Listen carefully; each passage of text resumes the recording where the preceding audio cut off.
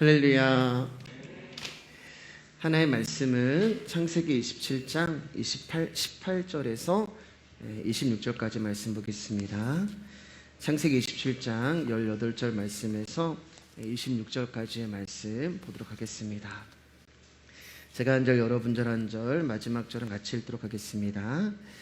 야곱이 아버지에게 나가서 내 아버지하고 부르니 이르되 내가 여기 있노라. 내 아들아 내가 누구냐? 야곱이 아버지에게 대답하되 나는 아버지의 맏아들 에서로소이다.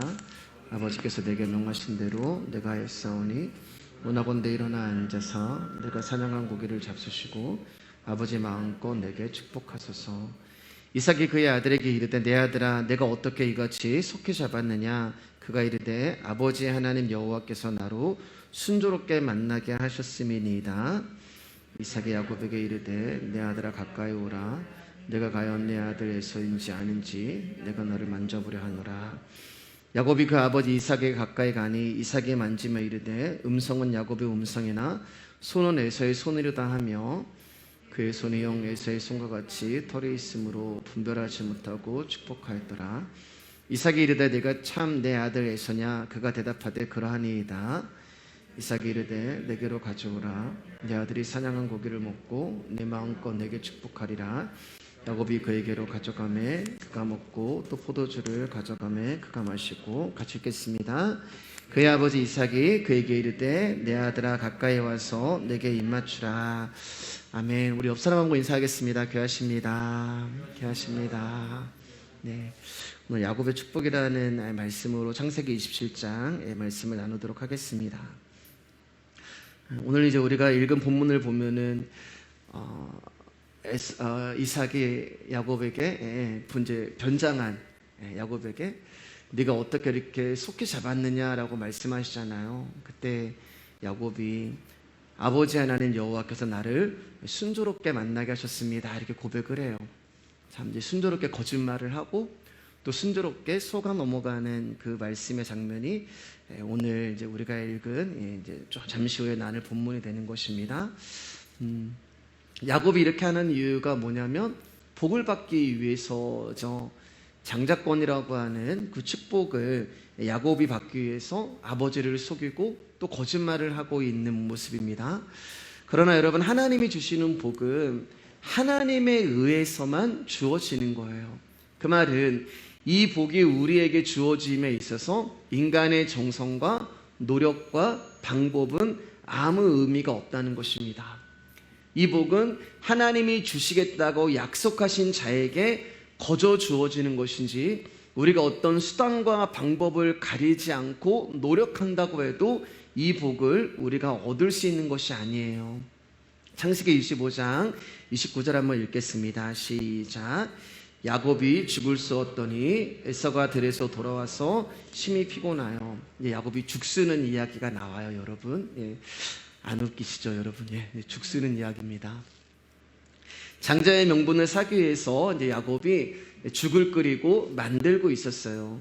이 말은 이제 야곱도 하나님의 그 장자권의 축복을 얻기 위해서 지금 인간적인 어떤 노력과 방법과 힘으로 계획을 꾸미고 있다라는 내용이 되는 것입니다. 에서가 이제 사냥하라고 돌아와서 매우 피곤하여 배고픈 상태에서 야곱이 끓이는 팥죽의 냄새를 맡게 되죠. 그리고 에서가 배가 고파서 야, 팥죽을 좀 나한테 줘라 라고 이야기하니까 야곱이 기다렸다는 듯이 그럼 형의 장자의 명분을 자기에게 팔라고 이야기를 해요. 야곱의 말에 에서가 뭐라고 답을 하냐면 내가 죽게 되었는데 이 장자의 명분이 내게 무엇이 중요하냐라면서 이제 장자권을 야곱에게 팔아버립니다. 근데 야곱이 이제 거기에서 이제 마음이 안 놓여서 형에게 뭐라고 얘기하면은 맹세를 해라 이렇게 이야기하고 에서가 이제 장자는 너다 이런 이제 맹세를 하게 되는 것이죠. 그러니까 모든 것이 야곱의 깨와 계획대로 되어가고 있어요. 그런데 이게 뭐라고 여러분? 야곱이 죽쓰는 이야기예요. 결국은 이 야곱이 죽을 쓰기 때문에 그의 인생이 파란만장한 고난과 어쩌면 성경에서 가장 그 힘든 인생, 아픈 인생을 살았다고 할 수 있는 인물 중에 한 사람으로 야곱이 되어가는 이야기가 여기서 출발을 합니다. 하나님의 약속을 본인이 쟁취하기 위해 야곱이 지금 자신의 방법으로 일을 만들어가고 있는 거예요. 그런데 야곱이나 에서나 둘 다 보면은 이기적이고 인간적인 모습으로 가득 차 있음을 볼 수 있어요. 장자권을 사고자 한 야곱은 하나님의 축복을 자기의 수단과 방법을 동원하여 자기의 것으로 가져오고자 하는 탐욕을 보여주고 있고, 에서는 지금 자신의 배를 부르게 하는 것이 가장 급하고 최선이고 좋은 것이라고 하는 사고를 보여주고 있는 거예요. 그러니까 야곱이나 에서나 장자권이라는 것 앞에서 자기의 중심으로 살아가는 각각의 인간의 모습을 지금 보여주고 있는 것입니다. 근데 여러분, 하나님이 지금 이 두 사람의 모습을 보고 있을 거 아니에요. 지금 팥죽 한 그릇으로 장자권을 사냐 마냐, 맹세를 하냐 마냐, 이 모습을 하나님이 이렇게 보고 계실 거 아니에요. 그럼 여러분, 하나님이 이 야곱과 에서를 보면서 뭐라고 이야기하실 것 같으세요? 아마 이렇게 말씀하실 거예요. 놀고들 있네. 왜냐하면 여러분, 야곱이 팥죽을 팔아서 에서의 장자권을 사는 것은 아무런 의미가 없어요. 무슨 말이냐면 아무런 상관이 없다는 것입니다. 팥죽 때문에 하나님의 복이 움직이는 것도 아니고, 맹세 때문에 장자권의 축복이 옮겨지는 것도 아니에요.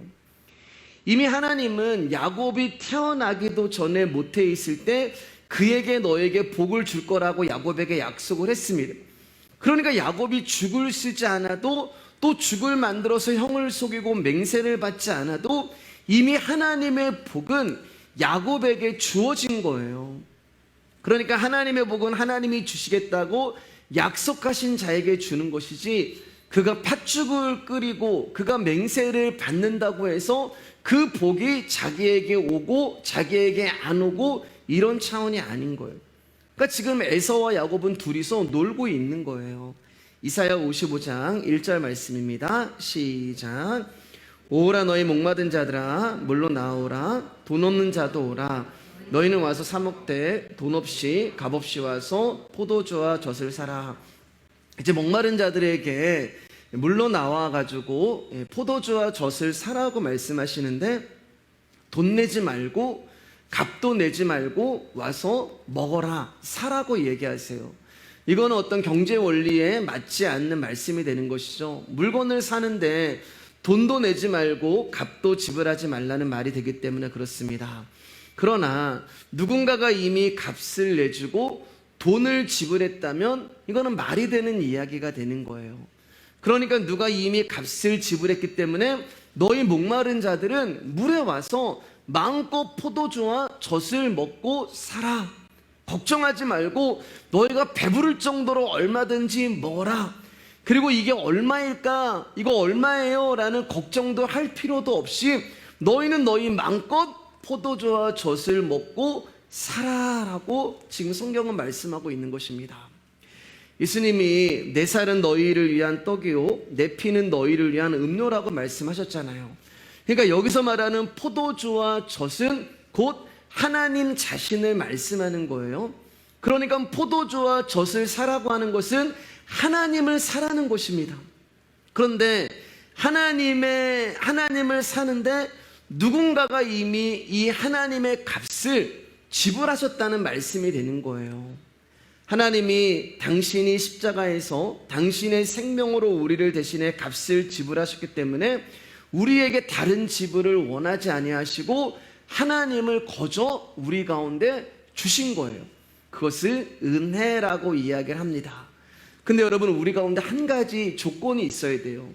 이 포도주와 젖을 살 수 있는 자격과 조건이 우리 가운데 하나 있어야 되는데, 그게 뭐냐면은 목이 말라야 돼요.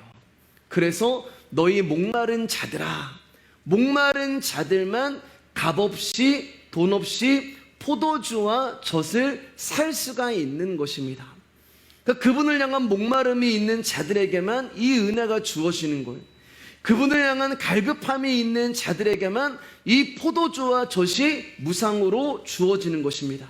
그런데 이 포도주와 젖이 무엇인가? 그 다음 절에 조금 더 구체적으로 기록되어 있어요. 우리 2절 3절입니다. 시작. 너희가 어찌하여 양식이 아닌 것을 위하여 은을 달아주며 배부르게 하지 못할 것을 위하여 수고하느냐? 내게 듣고 들을지어다. 그리하면 너희가 좋은 것을 먹을 것이며 너희 자신들이 기름진 것으로 즐거움을 얻으리라. 너희는 귀를 기울이고 내게로 나와 들으라. 그리하면 너희의 영혼이 살리라. 내가 너희를 위하여 영원한 언약을 맺으리니 곧 다윗에게 허락한 확실한 은혜이니라. 그분의 포도주와 젖이 무엇이냐? 곧 그분의 말씀이 되는 거예요. 즉 우리의 목마름과 갈급함은 그분의 포도주, 젖, 즉 말씀으로만 해결이 되는 것입니다. 그래서 2절 3절을 보면은 하나님이 내게 듣고 들을지어다. 너희는 귀를 기울이고 내게로 나와서 들을지어다. 뭘 듣는 거예요? 그분의 말씀을 들으라고 하는 것입니다. 그리하면 너희의 영혼이 살리라. 그러니까 저와 여러분의 영혼이 살아날 수 있는 방법은 그분의 말씀을 듣는 거예요. 그분의 말씀을 듣지 않으면 여러분은 우리의 영혼이 죽을 수밖에 없는 것입니다. 목사인 저도 제가 설교를 위해서 하나님 앞에 머무르고 그분의 말씀을 공부하고 그분의 말씀을 들어야지만 저도 살 수 있는 거예요. 그렇지 않으면요, 여러분, 금방 내 안에 있는 인간적인 본성과 인간적인 욕망과 욕심이 나를 지배하게 되는 거예요. 그래서 저와 여러분 끊임없이 주님 앞에 나와서 그분의 말씀을 듣고 들어야지만 우리의 영혼이 살아날 수 있기 때문에 하나님이 나에게로 와서 귀를 기울이고 나의 말씀을 들어라. 그것이 너희를 살리는 유일한 길이다라고 우리 가운데 말씀을 하고 있는 것입니다. 여러분, 이 말씀이 얼마나 귀하냐면 이 말씀을 우리 가운데 주시기 위해 그분이 십자가에서 당신의 생명으로 값을 치르신 거예요. 저와 여러분 가운데 이 말씀을 주시려고 그분이 십자가에서 당신의 살과 피와 물과 모든 것을 다 쏟아내시면서 우리 가운데 이 생명의 말씀을 주신 것입니다. 그렇기 때문에 이 말씀을 귀하게 여기는 자들만 하나님의 은혜가 그들을 살리는 일이 나타나는 거예요. 고린도전서 7장 23절 말씀입니다. 시작. 너희는 값으로 사신 것이니 사람들의 종이 되지 말라. 그러니까 장자의 복인 하나님의 약속은 우리가 죽을 쓰는 노력과 열심으로 살 수 있는 것이 아니라 오직 그 값을 지불해 주신 예수 그리스도의 생명으로만 우리 가운데 돈 없이 값 없이 거저 주어지는 것입니다.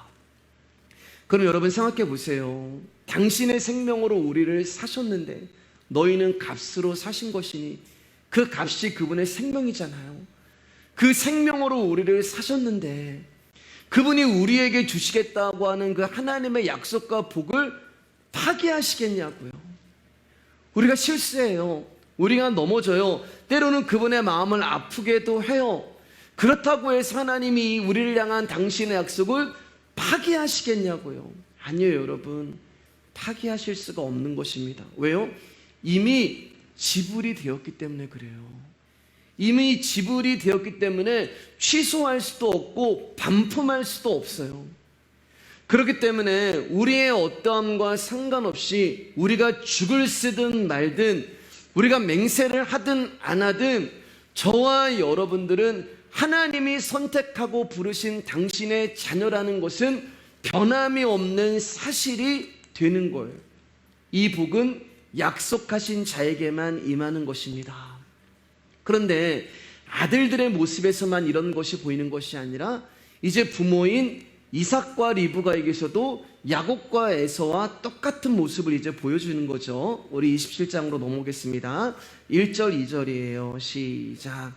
이삭의 나이가 많아 눈이 어두워 잘 보지 못하더니 맏아들 에서를 불러 이르되 내 아들아 하매 그가 이르되 내가 여기 있나이다 하니 이삭이 이르되 내가 이제 늙어 어느 날 죽을는지 알지 못하니. 이제 1절을 보면은 이삭의 나이가 많아 눈이 어두워 잘 보지 못하더니 이렇게 이제 말씀에 표현하고 있어요. 여러분, 하나님 눈이 어두운 거 아세요? 예, 하나님이 눈이 밝아가지고 모든 것을 다 보신 하나님 맞죠? 네. 그런데 여러분, 때때로 하나님이 눈이 어두워지실 때가 있어요. 그리고 때때로 하나님이 눈을 감아주실 때도 있어요. 그때가 언제인지 아세요, 여러분? 때때로 하나님은 우리의 죄를 보시고 눈을 감아주실 때도 있어요. 때때로 하나님이 우리가 실수하고 우리가 인간적인 모습이 나오고 하나님이 원하지 아니하는 어떤 장소에 있고 하나님의 마음을 아프게 하는 어떤 일을 할 때 여러분, 때로는 하나님이 눈이 스스로 어두워질 때가 있어요. 자, 이삭이 나이가 많아 눈이 어두워 잘 보지 못하더니 이제 이렇게 시작을 해요. 그리고 이삭이 자신이 늙어서 이제 죽을 때가 얼마 남지 않았다는 것을 알게 됩니다. 그리고 이제 내가 죽기 전에 해야 할 일이 하나 있다고 생각을 하는데 그것은 하나님께 받은 복, 우리 아버지가 받았고 또 이어서 내가 받은 그 복을 자신의 자식에게 전달하는 그 일을 이삭이 해야 된다고 말하고 있습니다. 히브리서 말씀 보면은 이제 우리가 오늘은 보지 않겠지만 에서가 이어지는 복이라고 이제 고백을 하거든요. 그러니까 이삭이 이어지는 복을 자신도 아들에게 이제 이 복을 전달하려고 하는 그 일을 합니다. 그래서 이제 에서를 부르죠. 그리고 사냥을 해서 내가 잘 먹는 별미를 만들어서 가지고 와라. 그리고 내가 그것을 먹고 죽기 전에 에서 너에게 마음껏 축복하겠다. 이제 이 고백을 합니다. 그러니까 이제 이삭이 생각할 때는 아버지 아브라함이 자기에게 이 복을 이어줬고 그리고 자기는 맏아들 에서를 장자라 생각해서 하나님의 복을 이어주려고 하는 거예요. 그러니까 이삭은 에서가 하나님의 복을 계승할 자라고 생각을 하고 있었던 것이고 그리고 개인적으로 에서를 더 좋아했어요. 야곱보다 에서를 더 사랑했습니다. 그래서 내가 사랑하는 아들 가운데 이 복을 줘야지라고 하는 그 마음이 어쩌면 그의 마음 가운데 더 강하게 들었을지도 몰라요. 말씀을 이제 준비하다가 한 가지 궁금한 게 이제 의문이 있었습니다. 왜 별미를 만들어 오라고 했을까? 그거 만들지 않고 먼저 축복을 해줘도 되잖아요. 그러면 야곱이 아버지를 속이는 일도 없었을 것인데 왜 굳이 사냥을 해서 별미를 만들어 가지고 오라고 하면서 그 사건을 가운데다 딱 넣어가지고 왜 이런 야곱이 아버지를 속이는 사단이 나게 했을까? 우리 3절 4절 한번 읽어볼게요. 시작. 그런즉 내 기구 곧 화살통과 활을 가지고 들에 가서 나를 위하여 사냥하여 내가 즐기는 별미를 만들어 내게로 가져와서 먹게 하여 내가 죽기 전에 내 마음껏 내게 축복하게 하라. 사실 이제 왜 그런지에 대해서는 성경에 답이 나와 있지 않아서 정확하게 말씀을 드릴 수 없습니다.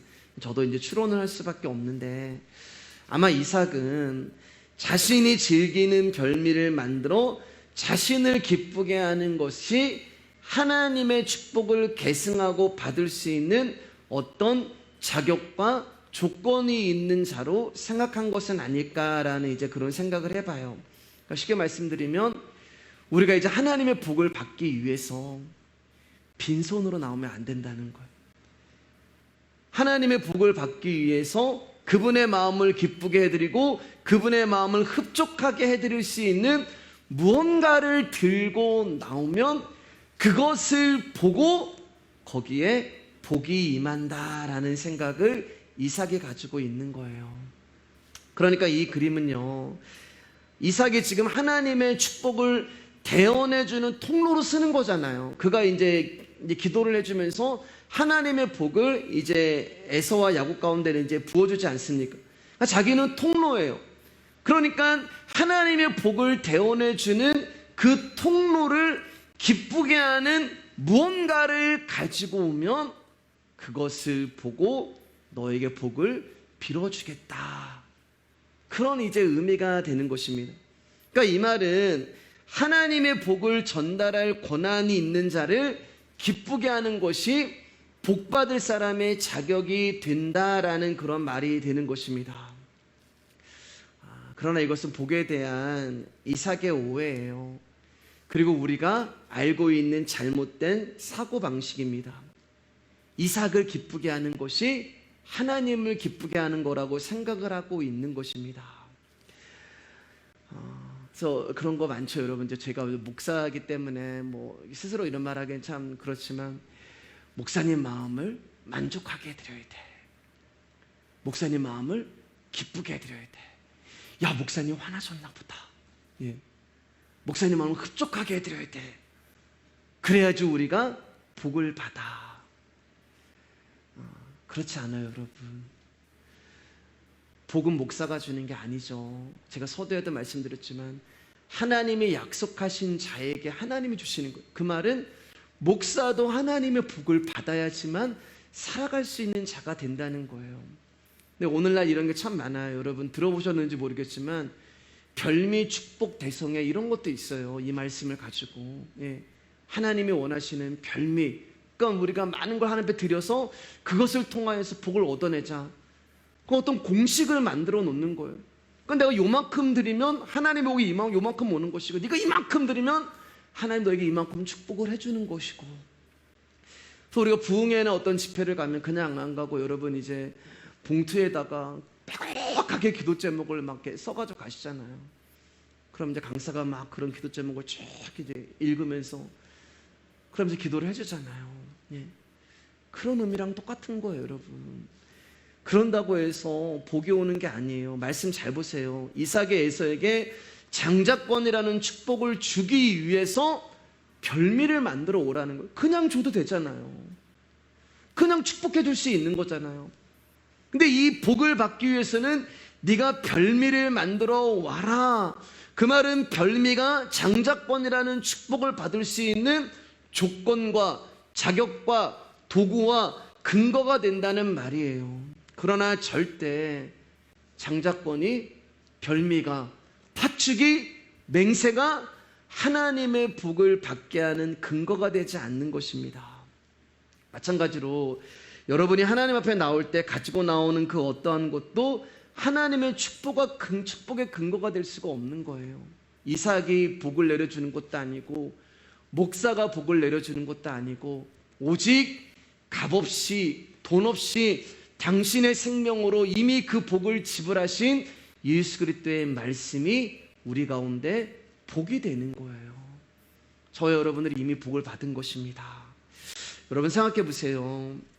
리브가의 태 속에 있을 때 하나님이 하셨던 그 언약을 이삭이 몰랐을까요? 리브가만 그 말씀을 받고 말을 안 하고 있었을까요? 아니요. 말을 했을 거예요. 어쩌면 그 음성을 이삭도 옆에서 들었을 것입니다.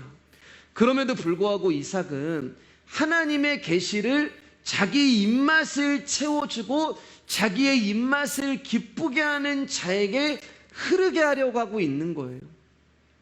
이미 복의 대상자가 하나님에 의해서 결정된 상태인데도 불구하고 이삭은 복의 계승자를 자기의 방법과 힘으로 이루려고 하는 것입니다.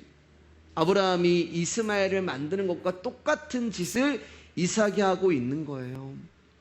그러니까 이삭은 하나님의 약속이 이루어지기를 순종하는 것이 아니라 자기가 사랑하는 자를 그 약속의 자리에 세우려고 하는 실수를 범하고 있는 것입니다. 그러니까 별미 한 접시에 하나님의 언약을 자기 생각으로 팔고자 하는 이삭이나 팥죽 한 그릇에 장자권을 팔아버리는 에서의 행위는 별반 차이가 없다는 거예요. 자, 그럼 리브가와 야곱은 달랐을까요? 우리 한번 말씀 볼까요? 5절에서 10절입니다. 시작.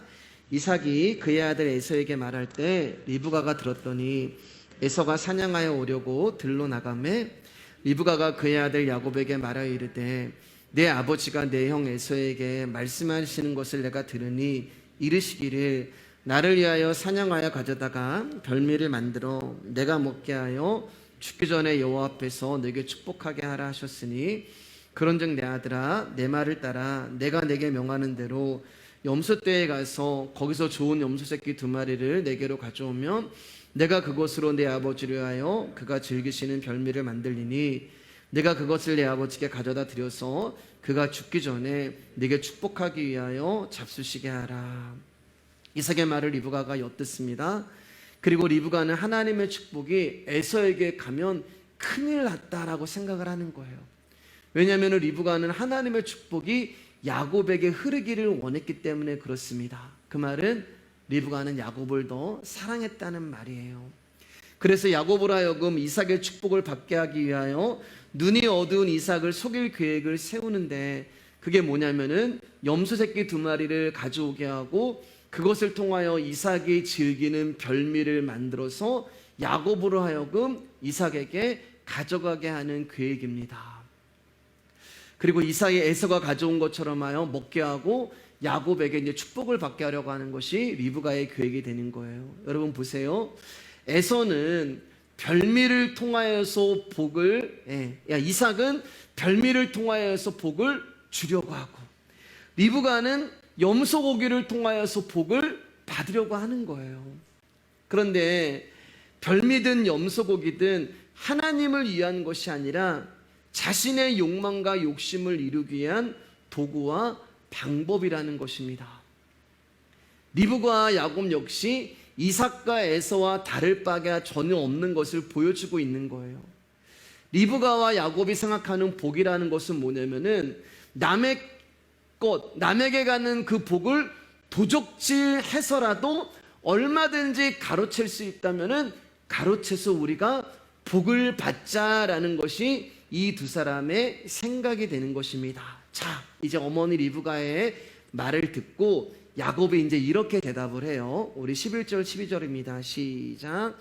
야곱이 그 어머니 리브가에 이르되 내 형 에서는 털이 많은 사람이요 나는 매끈매끈한 사람인즉 아버지께서 나를 만지실진데 내가 아버지의 눈에 속이는 자로 보일지라 복은 고사하고 저주를 받을까 하나이다. 리브가의 계획을 들은 야곱이 걱정거리가 하나 생겼어요. 그것은 에서는 털이 많은 사람이고 자신은 매끈매끈하여 이삭이 자신을 만지면 들통이 난다는 거예요.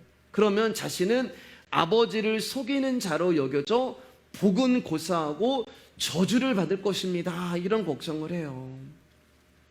여러분, 야곱의 이제 대답을 한번 쭉 보시면서 여러분 마음에 어떤 마음이 혹시 드세요? 아버지를 속이는 것이 괴로워야 되는 거 아닌가요? 예. 지금 다른 사람을 속이는 것도 아니고 아버지를 속이는 건데 그것 때문에 괴로워해야 되잖아. 내가 아버지를 속일 수가 없죠. 어머니, 제가 어떻게 아버지를 속여요? 그것을 괴로워해야 되는데 그것이 없어요.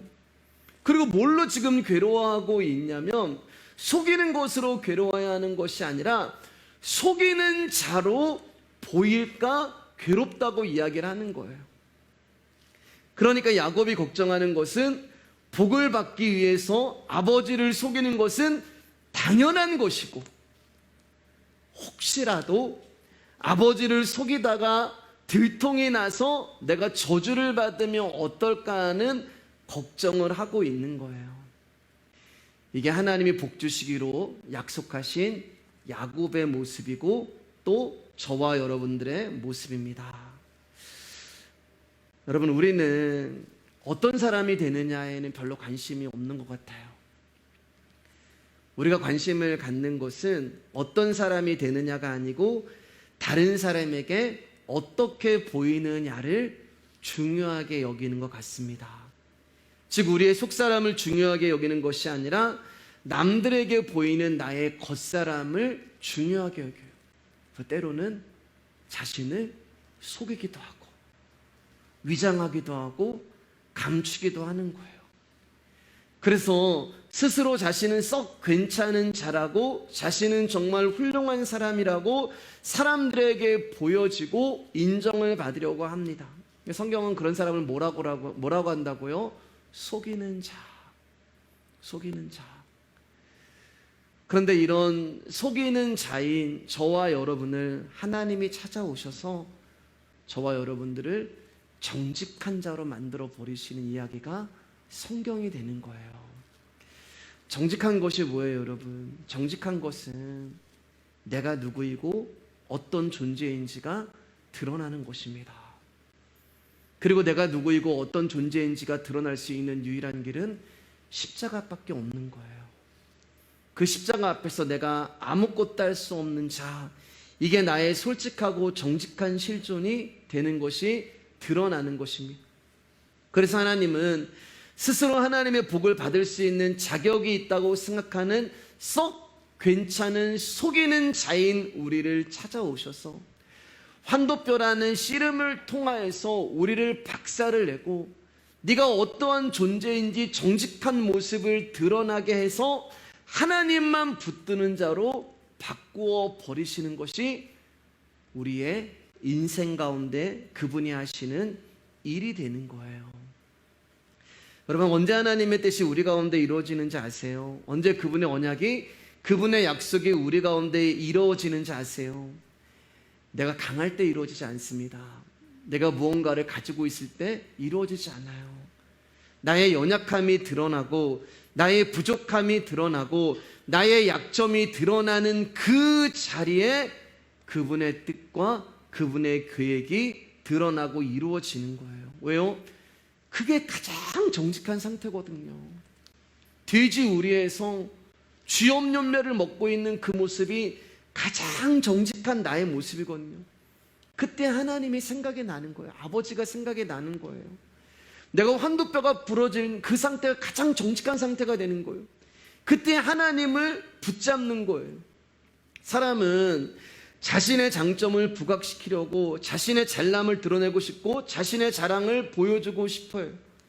근데 하다 어디까지 여러분 우리가 가냐면 자신의 잘남과 자신의 장점을 성경에 있는 어떤 인물들에게 끼워 맞추기까지 하면서 자신의 우월함을 증명하려고 합니다. 순종의 모습을 보여준 아브라함, 고난을 이겨낸 이삭, 자기의 한계를 뛰어넘은 야곱, 불가능한 고난을 겪고 성공한 요셉, 이렇게 어떤 성경 인물 가운데 어떤 수식어를 붙여가면서 나는 누구를 닮은 것 같아, 나의 기질과 나의 성품은 이 사람인 것 같아 하면서 그 사람의 장점에 자기를 끼워 맞춰서 은근히 자기를 자랑하는 거예요. 그런데 여러분, 우리가 한 가지 알아야 되는 것은, 재미있는 것은 성경에 나오는 인물들이 받은 고난, 아픔, 어려움, 괴로움, 그것은 우리가 안 닮으려고 하죠. 그것은 그냥 패스하기를 원해요. 근데 정말 여러분, 우리가 아브라함을 배웠고 이삭을 보고 있고 야곱을 보고 있고 그리고 앞으로 요셉을 보겠지만 정말 그들 가운데 자랑할 것이 있던가요? 정말 그들 가운데 우리가 보고 싶고 닮고 싶어 하는 것들이 있던가요? 아니에요, 여러분. 그들의 출발이 어디서 시작을 하고 그들이 지금 복을 받기 위해서 어떤 모습이 그려지고 있고 그들이 자기가 잘났다고 사람들을 얼마나 깔보고, 하나님은 우리를 부르실 때 무언가 가지고 있는 자에서 부르시는 것이 아닙니다. 아브라함이, 이삭이, 야곱이 연약하고 부족한 자들일지라도 그분을 부르신 게 아니에요. 연약하고 부족한 사람이라 그들을 부르신 것, 우리가 죄인일지라도 우리를 부르신 게 아니라 우리가 죄인이기 때문에 우리를 부르신 거예요. 그가 실수했을지라도 그를 쓰시는 게 아니라 실수하고 실패하는 사람을 부르시고 쓰시는 거예요. 왜냐하면 결국 선을 이루시는, 완성하시는 분은 사람이 아니라 하나님이기 때문에 그렇습니다. 우리 가끔 그런 고백한단 말이에요, 여러분. 나는 부족하고 나는 연약하고 나는 아무것도 할 수 없는 자인데 하나님이 특별히 나를 부르셨습니다. 근데 거기에 여러분 왜 특별히가 들어가는지 잘 모르겠어요. 특별하다는 말은 다른 사람들과 다르다는 말이잖아요. 그러니까 사람은요, 부족하고 연약하고 아무것도 할 수 없는 자들 가운데서도 자신은 특별해지고 싶은 거예요. 나는 죽을 수밖에 없는 죄인인데 이러한 나를 하나님이 특별하게 사랑하셨습니다. 죽을 수밖에 없는 죄인들 가운데서도 본인은 특별해 보이고 싶은 거예요. 연약한 자들에서도 우열을 가리고 싶고 죄인들 가운데서도 특별해지고 싶고 무엇을 하고 어떤 자리에 있더라도 자기의 중심, 자기의 유익, 자기의 자랑을 하고 싶은 것이 바로 여러분 저와 여러분의 본성이 되는 거예요. 부끄럽지만 제 이야기 조금 드리면 개척을 하고 여러분 사실 제 안에 교만함이 좀 많았어요. 남들이 깨닫지 못하는 말씀을 내가 전하니까 겉으로는 이제 안 그런 척하고 겸손한 척하고 있는 거죠. 근데 여러분 제 안에 얼마나 제 자랑과 내가 정말 뭐 교회를 뒤집어 엎으리라, 말씀을 통하여서 뭔가를 변화를 주겠다, 이런 것들이 제 안에 많았어요. 솔직하게 말씀드리면 은근히 그리고 다른 교회들을 무시하는 마음도 있었어요. 왜냐하면 개척할 때 너무 좋았거든요. 모이시는 인원들도 그렇고 멤버들도 그렇고 잘 되고 또 잘 되고 영원히 잘 될 줄 알았어요. 어려움도 없을 줄 알았고 문제도 없을 줄 알았습니다. 그런데 교회 이런저런 어려움과 아픔을 겪으면서 하나님이 제 안에 있는 나라는 중심, 나라는 유익, 나라는 자랑, 나라는 이름의 석자를 부수고 계시는 거예요. 하나님 특별히 저를 사랑하시는 줄 알았어요.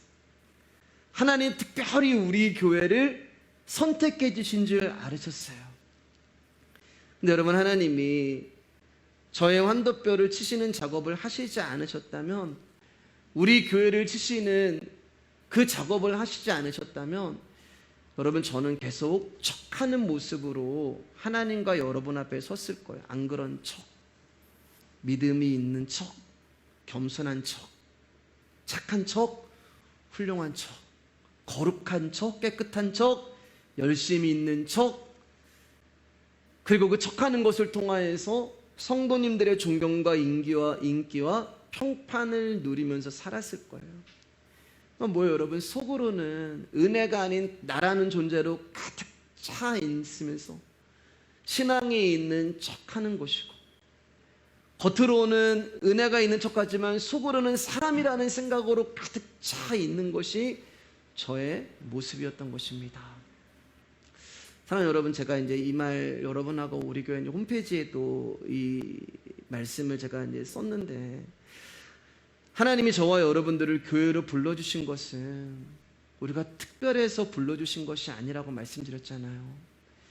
하나님이 저와 여러분들을 교회로 불러주신 것은 하나님이 없으면 안 되는 사람들이기 때문에, 말씀이 들리지 않으면 살아갈 수 없는 자들이기 때문에, 예수님이 없으면 숨을 쉴 수 없는 사람들이기 때문에 하나님이 저와 여러분들을 불러주신 거예요. 특별하게 불러주신 거예요. 특별해서 불러주신 게 아니라 특별하게 우리를 불러주신 것입니다. 우리 말씀의 교회는 누구의 교회도 아님을 고백합니다. 저도 여러분도 이 교회의 주인이 아니에요. 그냥 우리 교회는 예수님의 것이고 예수 그리스도께 소속이 되어 있는 것이고, 저와 여러분들은 그분의 교회일 뿐이에요. 그렇기 때문에 교회가 해야 할 일은 우리를 교회로 부르신 그 예수 그리스도가 누구이신가를 알아가는 일만 하면 되는 거예요. 다시 이제 본문으로 돌아오겠습니다. 야곱은 염소 새끼의 가죽을 손과 목에 매끈한 곳에 입어서 에서처럼 몸에 털이 많은 사람처럼 꾸미고 리브가가 만든 별미를 가지고 이제 순조롭게 아버지를 속이기 위해서 축복을 받기 위해서 이삭에게 가죠. 그리고 이제 이삭이 내가 내 아들 에서가 맞냐 이야기를 하면서 가까이 와라 라고 하면서 이제 그에게 축복을 해줘요. 이제 우리 27절에서 29절 읽으면서 말씀을 정리하도록 하겠습니다. 시작. 그가 가까이 가서 그에게 입맞추니 아버지가 그의 옷에 향취를 맡고 그에게 축복하여 이르되, 내 아들의 향취는 여호와께서 복주신 밭의 향취로다. 하나님은 하늘의 이슬과 땅의 기름짐이며 풍성한 곡식과 포도주를 내게 주시기를 원하노라. 만민이 너를 섬기고 열국이 내게 굴복하리니 내가 형제들의 주가 되고 내 어머니의 아들들이 내게 굴복하며, 너를 저주하는 자는 저주를 받고 너를 축복하는 자는 복을 받기를 원하노라. 다음 주에 혹시 이제 제가 시간이 되면 조금 더 오늘 여기 이 부분에서 다루고요.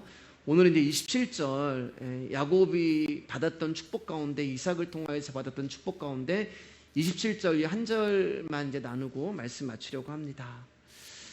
이삭이 이제 야곱의 옷에 향취를 맡고 이제 야곱을 축복해 주는 거예요. 근데 여러분 무슨 향기가 나겠어요? 내 아들아 가까이 와라. 그러면서 이제 향취를 맡는 거예요. 생각해 보세요, 여러분. 지금처럼 무슨 좋은 세자가 있었겠습니까? 그리고 지금 야곱은 시간이 없어요. 형 에서가 돌아오기 전까지 이 모든 것을 완성시켜야 돼요. 그러니까 염소털 옷을 입고, 염소털 옷이 무슨 좋은 향취가 나겠어요? 그럼 막 여기저기 뛰어다녔을 거 아니에요. 음식을 막 가지러 가야 되고, 막 땀 냄새가 막 충만했을 거예요. 음식 냄새가 막 범벅이 됐을 거예요. 한마디로 말해서 향취가 아니라 악취가 났을 거예요. 근데 말씀을 잘 보시면 이제 이삭의 아버지가 뭐라고 얘기하면은 그의 향취가 아니에요. 뭐라고 기록되어 있어요? 그의 옷에 향취를 맡고. 저와 여러분들은 아버지를 속이면서까지 복을 얻어내려고 하는 욕망으로 가득 찬 땀 냄새와 음식 냄새와 짐승의 냄새, 그 악취로 가득 차 있는 그런 존재인데, 우리 아버지 하나님은 우리가 입은 옷, 그게 무슨 옷이에요, 여러분? 그리스도의 옷을 우리 가운데 입히시고 그 옷에서 나는 향취를 맡으시고 계시는 거예요. 우리의 옷은 악취가 나고 우리라는 존재는 더럽고 죄악과 욕망과 욕심에 쪄들어 있는 그런 냄새로 가득 차 있는데, 하나님은 그 냄새가 아니라 당신의 아들 그리스도의 옷의 향취를 맡으시고 우리를 축복하시는 거예요. 그래서 내 아들의 향취는, 물론 문자적으로 이 텍스트로 하면은 여러분 그 이삭이 지금 야곱에게 하는 말이죠. 그러나 하나님이 당신의 아들 예수 그리스도께 말씀하신 내 아들의 향취네. 근데 그 향취가 어떤 향취냐고 말하고 있냐면은 하나님이 복 주신 밭의 향취로다라고 말씀하고 있는 것입니다. 밭이라는 것은 여러분 흙이라고 말씀을 드렸잖아요. 흙이라는 것이 밭이 되기 위해서는 씨앗이 뿌려져야 되는 거예요. 그리고 이 씨앗이 뿌려짐으로 말미암아 흙이 밭이 되는 것입니다. 흙위에 씨가 뿌려지고 밭이 됨으로 말미암아 그 밭은 식물을 내고 잎을 내고 꽃을 피우고 철을 따라 과실을 맺는 거예요. 그러면서 향취가 나요. 잎은 은은한 향기가 나고 꽃은 진한 향기를 내뿜고 열매는 익은 향기를 내뿜습니다. 과실을 먹는 기쁨과 맛도 있지만 그 과실이 열리기 전까지 그 나무가 뿜어내는 향취를 맡는 기쁨이 우리 가운데 있는 거예요. 그래서 성경은 이렇게 말해요. 고린도서 2장 15절입니다. 시작. 우리는 구원받은 자들에게나 망하는 자들에게나 하나님 앞에서 그리스도의 향기니. 야곱의 향기가 아니에요. 저와 여러분의 향기가 아니에요. 우리는 저와 여러분인데 뭐라고 얘기하면은 우리의 향기니 이렇게 돼야 되는데, 성경은 그리스도의 향기니. 그런데 향기를 내라라고 말씀하지 않아요. 이미 향기라고 말씀하고 있는 거예요. 향취라고 말씀하고 있는 거예요. 그렇기 때문에 그리스도의 향기가 우리 가운데 나기 위해서 저와 여러분들이 일을 하거나 노력을 하는 것이 아니에요. 이미 저와 여러분들은 그분의 옷을 입고 있음으로 말미암아 땀 냄새와 짐승의 냄새와 모든 음식의 냄새가 다 가려져 버린 거예요. 다 덮어져 버린 거예요. 그리고 우리에게서는 그리스도의 향기만 나게 되어 있는 것입니다. 향기는 땅속에 뿌려진 씨앗이 땅을 뚫고 나와 자라면서 잎을 내고 꽃을 피우며 가시를 맺게 될 때마다 흘러나는 거예요. 때로는 잎으로 향기를 내고, 때로는 꽃으로 향기를 내고, 때로는 과실로 향기를 내고, 즉 나무라는 존재 안에 있는 생명으로 인해 나타나는 자연스러운 결과로 얻어지는 것이 향기가 되는 거예요. 하늘로부터 그리스도라는 생명의 옷이 우리에게 입혀지면서 자연스럽게 그 결과로 우리 가운데 향기를 발하게 되는 것입니다. 우리가 하는 게 아니란 말이에요, 여러분. 우리는 죄악이라는 땀냄새와 욕망과 욕심이라는 악취로 쩔어있는 자들이었는데, 이러한 저와 여러분에게 그분이 오심으로 말미암아 향기를 바라는 자가 된 것입니다. 그래서 이제는 나의 일이 아니라 하나님의 일이 되는 것이고, 하나님이 일이 되어질 때 생명과 향기가 나오는 거예요. 성경에서 말하는 모든 약속은 나에 의해서 이루어지는 것이 아니란 말이에요. 파축 때문에 이루어지는 것도 아니고, 맹세 때문에 이루어지는 것도 아니고, 별미 때문에 이루어지는 것도 아니고, 염소고기 때문에 이루어지는 것도 아니고, 오직 약속하신 그분으로 말미암아 이루어지고 향기가 나는 거예요. 사랑하는 여러분, 하나님이 우리 가운데 복 주신 밭은 저와 여러분의 인생이 되는 거예요. 인생. 그리고 하나님은 우리의 인생 가운데서 당신의 향취를 나타나게 하기 위해서 계속 일을 하고 계시는 거예요. 오늘도 우리 안에서 하나님이 땀을 흘리시면서 일을 하고 계시는 거예요. 하나님은 우리의 향취를 맡으시지만, 사랑하는 여러분, 저와 여러분들은요, 오늘도 우리를 향해서 일하시는 하나님의 땀 냄새를 맡아야 합니다. 나를 향한 그분의 계획, 나를 향한 그분의 섭리, 나를 향한 그분의 뜻, 나를 향한 그분의 열정, 나를 향한 그분의 열심히 흘리는 땀방울의 냄새를 저와 여러분이 인생 내내 맡아야 하는 거예요. 하나님이 나라는 밭을 일구시기 위하여 저렇게 땀을 흘리시면서 일을 하시는구나. 하나님이 나를 향기나는 열매와 꽃으로 만드시기 위하여 저렇게 땀방울을 흘리시면서 수고하시는구나. 그리고 그 땀방울 하나하나가 우리에게 생명수가 되어 저와 여러분들을 살리시는 겁니다. 사랑하는 여러분, 하나님의 말씀을 들으시기를 주님의 이름으로 축복합니다. 그리고 그 약속을 받으시기를 축복합니다. 그리고 믿으시기를 축복합니다.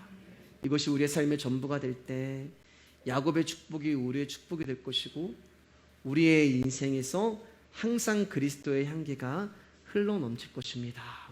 오늘은 여기까지 하겠습니다.